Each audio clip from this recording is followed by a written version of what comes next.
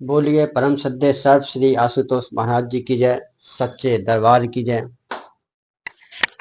कहते हैं कि गुरु को हमने नहीं ढूंढा बल्कि गुरु ने हमें खुद ढूंढा है। ऐसे ही एक सच्ची घटना आपके मध्य साझा करेंगे। परम सद्य सर्व श्री आशुतोष महाराज जी ने एक भक्त के अंतर घट में प्रकट होकर उसे ब्रह्म ज्ञान से जोड़ा। बात बचपन से शुरू करूंगा। उसकी उम्र 10 या 12 वर्ष की रही होगी। तब से बंद आंखों के पीछे उसे एक दृश्य बार बार दिखाई देता था। उसके सीने में स्थापित एक भव्य सिंहासन खाली पड़ा था। जब भी वो खाली सिंहासन देखता अंतर चेतना से आवाज उठती, मेरे हृदय सम्राट मेरे सदगुरु एक दिन आएंगे और इस दिल के सिंहासन पर विराजमान होंगे। बड़ा हुआ, उनका विवाह हो गया। नौकरी के तहत उनकी पोस्टिंग बड़ौदा गुजरात में हुई। उस दौर में वहाँ कुछ कथावाचक गुरुओं का बहुत बोलबाला था। उसकी पत्नी उससे बार बार कहती, सारे पास पड़ोसी मित्र संबंधी उन गुरुओं से नाम दीक्षा ले रहे हैं, चलो हम उनमें से किसी एक से गुरु दीक्षा ले लेते हैं। पर वो हर बार अपनी पत्नी से कहता, मेरा मन इनमें से किसी के लिए नहीं मानता। मेरे सतगुरु तो एक दिन आएंगे, वो सूरज जैसे परम तेजस्वी होंगे। उनके सामने यह सभी कथावाचक गुरु मुझे मुझे हुए दीपक के समान लगते हैं। गुजरात के बाद उनका ट्रांसफर लद्दाख हो गया। वहाँ पहाड़ी पर सिंधु नदी के पास एक अत्यंत पुराना काली मंदिर था।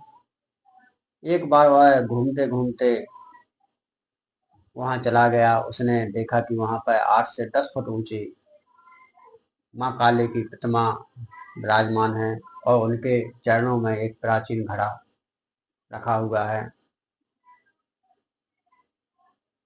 उस स्थान को देखकर उन्हें ऐसा लगा कि मुझे यहाँ बैठकर कुछ पल निकालना चाहिए और वह ध्यान में बैठ गया। बंद आंखें किए अभी कुछ 5 मिनट भी उगे होंगे तो उसे वही प्राचीन मटका अपने भीतर दिखाई दिया। साथ ही देखा कि मैं उस मटके में झांक रहा हूँ और उसमें पूरे हिमालय का विस्तार देख रहा हूँ। देखते ही देखते उस मटके के अंदर प्रवेश कर गया और हिमालय की चोटियों के बीच हवा में तैरने लगा। तभी वहां एक अलौकिक दृश्य दिखाई दिया। आकाश की अलग अलग दिशाओं से प्रकाश इकट्ठा हुआ और एक मानव आकृति में बदल गया।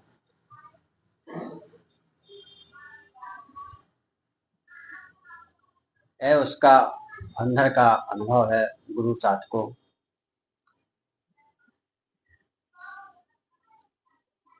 उसके सफेद उसने अपने अंतर में देखा कि यह मानव आकृति सफेद वस्त्रों से, हाथों से, आंखों से, मुख से, शरीर के हर एक कड़कड़ से प्रकाश झल रहा था। उन्होंने मेरे मस्तक पर हाथ रखा, प्यार से सहलाया और बोले, जिस इच्छा को लेकर तेरा जन्म हुआ है उस उसके पूर्ण होने का समय आ गया है। जो बेचैनी तुझे हर पल सताती है वो अब दूर होने वाली है। तेरी व्याकुल आत्मा तृप्त होने वाली है। इतना कहकर उन्होंने आशीष मुद्रा में हाथ उठाया और अंतर ध्यान हो गए। इसी के साथ उस साधक की आंख खुल गई। इस दिव्य अनुभव के कुछ ही दिनों बाद उसका ट्रांसफर गाजियाबाद हो गया। देखिए महाराज जी की कृपा कैसे कैसे होती है जब किसी भक्त को जोड़ना होता है।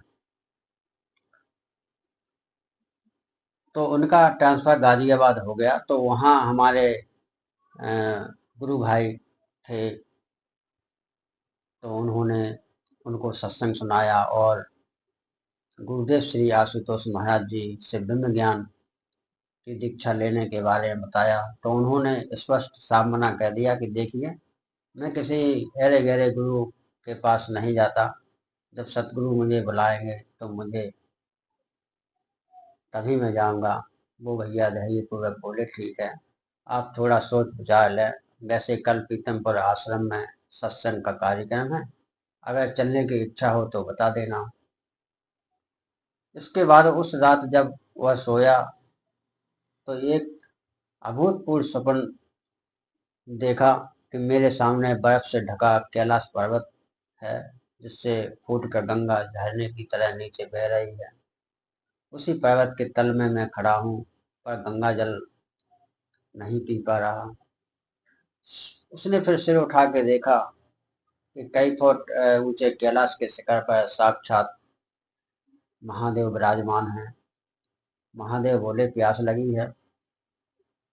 उसने कहा, हाँ।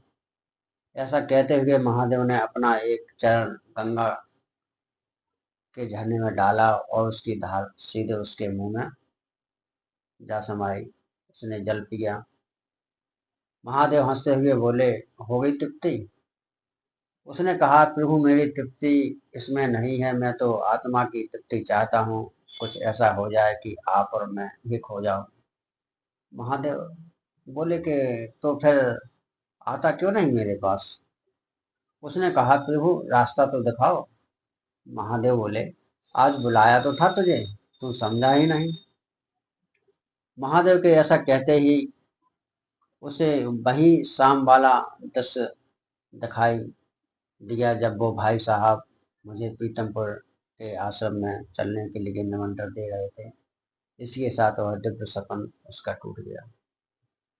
बस अब क्या था, भ्रमों की धुंध छट गई थी। अगली सुबह वह उन भाई साहब से पहले गाजियाबाद रेलवे स्टेशन पर खड़ा हुआ था, उनके साथ पीतमपुर आश्रम जाने के लिए। बस अब क्या था, धर्मों की धुंध छट गई थी। अगली सुबह वह उन भाई साहब से पहले गाजियाबाद रेलवे स्टेशन पर खड़ा हुआ था, उनके साथ पीतमपुर आश्रम जाने के लिए। सन 2000 का वो वरदानी दिन उसके जन्मों जन्मों के आत्म संगी मिले। आश्रम में स्थापित गुरुदेव श्री आशुतोष महाराज जी के स्वरूप को देखते ही उसकी आंखों में झरझर आंसू बरस पड़े, जैसे वह युगों युगों से बिछड़ा हुआ हो।